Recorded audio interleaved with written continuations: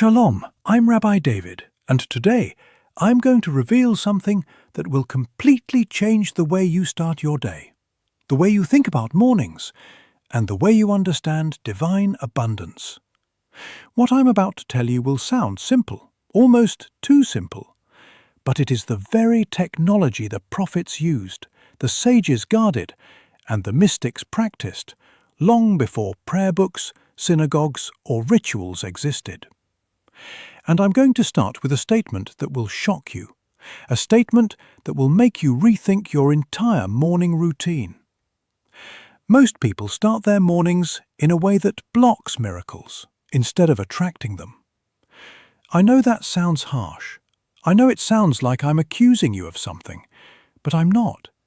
I'm showing you something that was never taught to you, something that was never explained. Something that God Himself did not tell you explicitly, not because He wanted to hide it from you, but because He wanted you to discover it. Let me explain. When most people wake up, they wake up reacting to alarms, reacting to stress, reacting to worry, reacting to yesterday's problems, reacting to the world. They don't rise. They wake up into survival mode. They open their eyes already behind, already overwhelmed, already disconnected. And then they wonder, why doesn't my life change? Why don't miracles come? Why do I still feel stuck? The answer is simple. You cannot create abundance with a consciousness of reaction. You cannot attract blessing with a consciousness of chaos. You cannot receive miracles when your first breath of the day is fear. God never designed your mornings to be reactive. God designed them to be creative. This is the secret. This is the shift. This is the door that prophets, Kabbalists, righteous kings and enlightened sages walked through every single morning, long before the world woke up.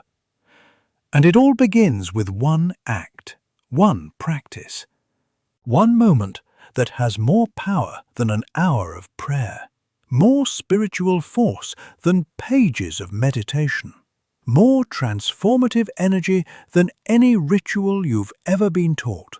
And yet, almost nobody does it. Because almost nobody knows about it. Because this practice is older than prayer itself. Before there were synagogues, there were mornings. Before there were prayer books, there was intention. Before there were rituals, there was consciousness. The prophets didn't begin their day by asking. They began their day by aligning, by remembering who they are, by stepping into creator mode, by choosing the frequency they wanted to live in, by connecting to divine energy before the world could distract them from it. This is what I want you to understand. God does not want you to wake up begging for a good day. God wants you to wake up shaping the day. God does not want you to open your eyes into scarcity. God wants you to open your eyes into creation. And that's why the first moments of your morning are spiritual dynamite, because they determine the consciousness that will follow you for the next 24 hours. They program your day. They shape your reality. They set the frequency that the universe will respond to. If you start your day reacting, the day reacts back. If you start your day creating, the day becomes your creation. This is not poetic. This is not motivational language. This is spiritual law. This is ancient technology. There is one morning act, one that aligns you with divine abundance, plugs you into the Creator's energy, and activates the spiritual blueprint that the prophets used. And in the next chapter, I'm going to show you exactly what that act is, where it appears in the Torah, and how one patriarch used it to change the course of history. But for now, ask yourself, when you wake up, Are you reacting to the world or creating the world? Your answer will determine everything. And this brings us to one of the most misunderstood, misquoted, and underestimated stories in the entire Torah. A story that holds the very morning code almost no one has ever been taught.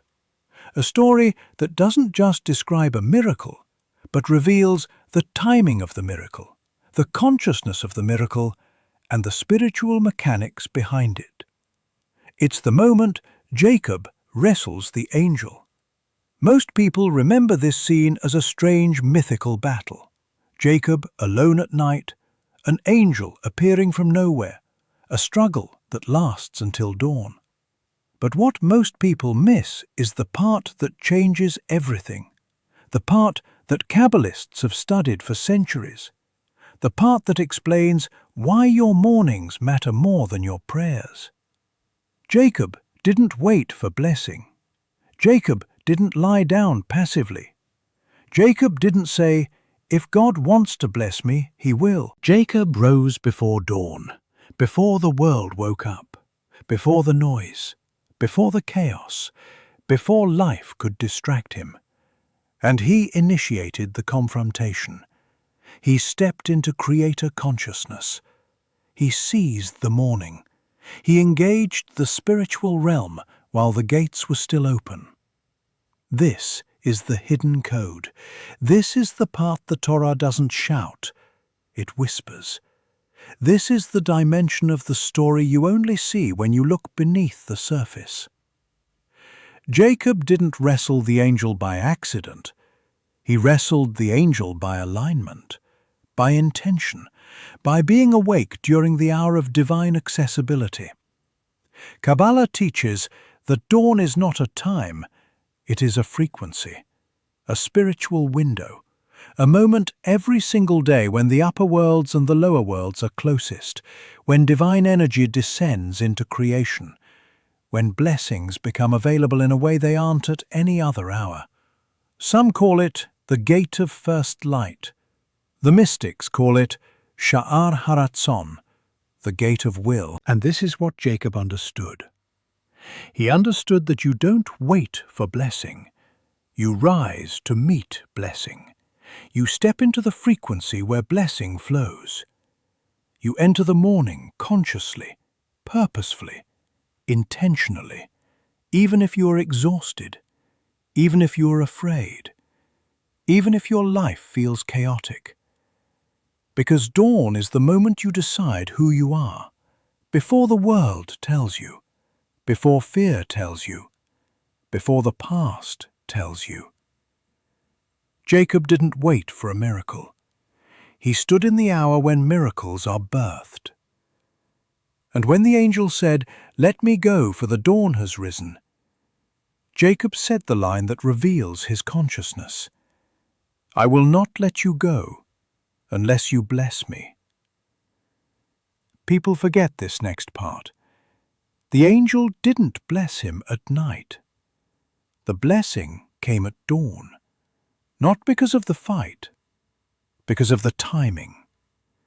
Because Jacob's consciousness was aligned with the first light. Because he seized the morning instead of sleeping through it. This is not mythology. This is spiritual physics. This is the technology the sages used, the mystics guarded, the righteous leaders practiced, long before the world had clocks, phones, calendars, alarms, or chaos.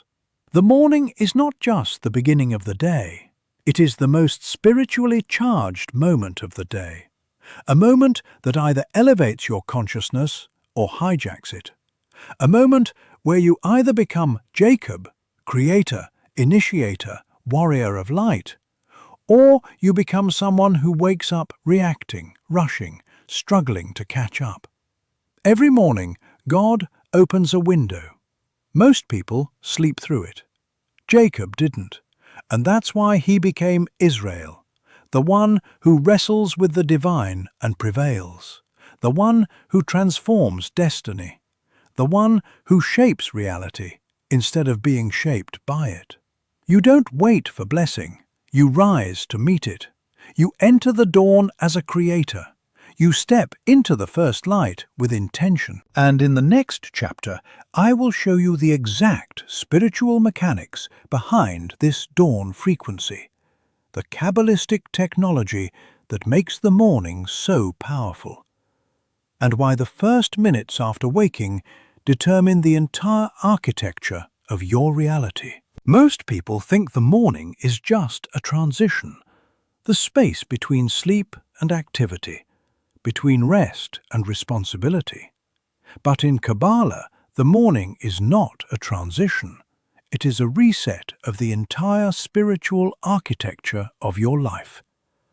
It is the moment the upper worlds empty themselves of yesterday's energy and refill creation with new potential, new light, new possibility. And whether you receive that light or miss it depends entirely on your consciousness in the first minutes after waking. This is why Jacob fought at dawn. This is why Abraham rose early in the morning. This is why Moses encountered God in the first light. This is why prophets, mystics, sages, and spiritual masters guarded their mornings like treasure. Because they understood something the modern world has forgotten. Dawn is spiritual technology. At dawn, the soul is closest to its source. At dawn, the gates between the worlds thin. At dawn, your inner software, your ratson, your will, becomes programmable. And this is where the first principle begins. Ratson alignment. Ratson doesn't mean desire in the way most people use the word. Ratson means the deepest layer of your inner direction, the will beneath your will. It is the part of you that chooses what kind of vessel you are for the day ahead. Are you a vessel of fear or faith, scarcity or abundance, confusion or clarity, reaction or creation? Most people wake up and immediately align their ratson with chaos. They check their phone. They remember their problems. They step into noise before stepping into clarity. And without realizing it, they anchor their consciousness to the lowest frequency available. The mystics do the opposite. They align ratson before touching anything in the physical world. They connect their inner will to the Creator's will while the world is still quiet, still open, still unshaped. Because whatever ratson aligns with first becomes the energetic blueprint for the entire day. But ratson is only the beginning. The second technology is what the Kabbalists call Or Rishon, the dawn light frequency. This is not sunlight. This is not morning brightness. This is the subtle, invisible light that enters the world before the sun rises above the horizon. In Kabbalah, this light is known as the energy of pure potential. It is the same energy Moses accessed before splitting the sea, the energy of possibility before form, of creation before limitation. When Moses stood before the waters, he didn't wait for a miracle. He tapped into the dawn light frequency, the energy that says, the world is not yet fixed, nothing is set, all reality can still shift. This energy exists every morning for every person. But most people never touch it because they're asleep in consciousness, even when they're awake in body. To access this frequency, you don't need a mountain, a desert, or a prophecy. You need awareness. You need stillness. You need intention. You need to wake up before the world tells you who you are, and claim your identity from a higher realm. And this leads to the third technology, the one almost nobody knows, but every mystic uses. The three-word activation. It is a simple Hebrew phrase, just 3 words. But these words flip a spiritual switch. They shift you from survival mode, the mode the ego loves, into creator mode, the mode the soul was designed for. These words declare to the universe, I am not waking up into the world. I am waking up with the Creator. I am not reacting to life. I am generating life. These 3 words synchronize your personal will with divine will. They quiet ego. They awaken soul. They signal your consciousness to ascend rather than descend. And once you activate them, the rest of your morning becomes a spiritual climb instead of a spiritual fall. This is not superstition. This is not ritual. This is not a religious trick. This is spiritual physics. This is the technology the mystics guarded because they understood its power, its precision, its ability to reshape reality from the inside out. When you combine Ratson alignment, the dawn light frequency, and the 3-word activation, you don't just start your day, you program your destiny. You don't just wake up, you ascend. You don't just open your eyes, you open the gates. And in the next chapter, I will finally reveal the morning act itself, the exact practice, step by step, that activates these technologies and transforms your life in just a few minutes every dawn. Now that you understand the technology behind dawn, the architecture of consciousness, and the reason Jacob seized the morning instead of waiting for it, it's time to reveal the practice itself. The simple 2-minute ritual that activates everything we've talked about. And I need you to understand something before I show it to you. This is not a prayer. This is not a mantra. This is not a superstition. This is an alignment, a connection, a way of plugging your soul directly into divine electricity before anything else in your life can interfere. The mystics taught that the first moments of waking are like the first drops of water in a river. They determine the direction of the entire flow. This ritual takes advantage of that moment, when your consciousness is still soft, still open, still unshaped. And it begins with something very simple: your breath. The first step is intention. Before you touch your phone, before you think about yesterday, before you let the world rush into your mind, you sit up in bed, place one hand lightly on your heart, and breathe in slowly through the nose for 4 seconds. Not a deep breath, not a forced breath, a conscious breath. A breath that announces to the universe, I am awake with purpose. On the exhale, you release the residue of yesterday. You let it fall away. You remind your body and soul that today is new, untouched, unwritten. 3 breaths. In, out. Present. Awake. The second step is visualization. In Kabbalah, the 72 names of God are not names in the human sense. They are frequencies, access points, spiritual codes. Each one corresponds to an aspect of creation. For morning alignment, the mystics use a specific name composed of 3 Hebrew letters. These letters represent renewal, clarity, and divine will. You don't need to pronounce them. You don't need to chant. You simply visualize the 3 letters in bright, white light, floating before you, or glowing inside your chest. And as you breathe, You imagine the letters imprinting themselves into your consciousness, programming your ratzon with clarity and creative power. The third step is connection.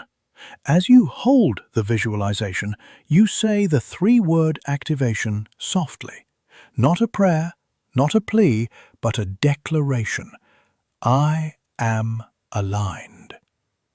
These three words tell the universe exactly what frequency to respond to. They tell your ego to step aside. They tell your soul to lead. They tell your consciousness, we are not reacting today. We are creating. And that's it. 2 minutes, 3 breaths, 3 letters, 3 words. But the shift it creates is enormous, because the miracle is not in the prayer. It's in the alignment. It's in the decision to step into creation before the world can pull you into reaction.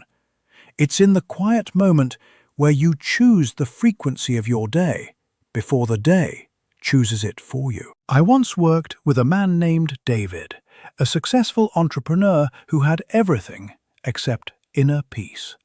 His mornings were war zones, constant rushing, constant stress, constant urgency. He told me he felt like he was living in a storm. I taught him this 2-minute ritual, and he laughed. He said, "Rabbi, I run a company. I don't have time for mystical breathing."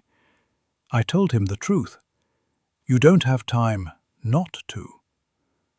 Reluctantly, he tried it. One morning, then the next, then a week, and something unexpected happened. His anxiety dropped. His decisions became clearer. His interactions with employees softened. He stopped fighting the day and began shaping it. A month later, he told me, "Rabbi, the company didn't change. I did, and somehow everything else followed." He didn't pray for calm. He aligned with calm. He didn't beg for clarity. He tuned into clarity. He didn't wait for miracles. He moved into the frequency where miracles naturally occur. This is the power of the morning ritual. Not because it's magical, but because it activates the architecture of the soul instead of the noise of the world. And in the next chapter, I will show you why some people experience immediate breakthroughs with this practice, and why others don't. Because the final principle is the one nobody talks about, yet it determines everything. But before you begin embracing this practice, before you imagine that 2 minutes of breathing and visualization will rearrange the architecture of your life overnight, I need to give you the warning that every true teacher gives their students. The warning that separates those who experience transformation from those who walk away disappointed. Because spiritual technology is powerful, and like all powerful tools, it only functions when the person using it is aligned with its purpose. This ritual, this morning alignment, this connection to dawn energy is not a magic button. It is not a shortcut. It is not a manifestation trick. It is not a spiritual loophole that lets you bypass the real work of becoming who you were created to be. The mystics never taught these tools to people who wanted to manipulate reality, control others, feed their ego, or chase miracles out of desperation. Whenever someone tried to use these teachings to impress others or accumulate power, the energy simply collapsed. Because the vibration of ego and the vibration of creation cannot occupy the same space. You cannot wake up in the morning thinking, "What can I get out of this?" and expect the universe to respond. You cannot align your breath with divine light while your heart is aligned with selfish desire and expect blessings to flow. You cannot speak the 3-word activation while treating people with disrespect, cutting corners, or acting from fear. The light of dawn does not respond to manipulation. It responds to sincerity. This is why some people do the ritual and feel nothing. Not because the practice doesn't work, not because the spiritual technology is flawed, but because their consciousness is not yet prepared to hold the energy it awakens. They want the blessing without becoming the vessel. They want the abundance without cultivating the character. They want the miracle without embodying the alignment that makes the miracle possible. Transformation requires 4 things, and without them, the practice remains only a beautiful idea. The first is purity of consciousness, not perfection, but honesty. A willingness to look at yourself without excuses, without masks, without justifications. The second is sincerity, the deep desire to grow, to shift, to elevate, not just to get. The third is consistency, not doing the ritual once, not waiting for immediate fireworks, but returning to it day after day until the frequency rewires your inner world. And the fourth is willingness to act, because alignment without action is emptiness, and spiritual energy without movement has nowhere to flow. When these 4 qualities meet the morning ritual, the results are extraordinary.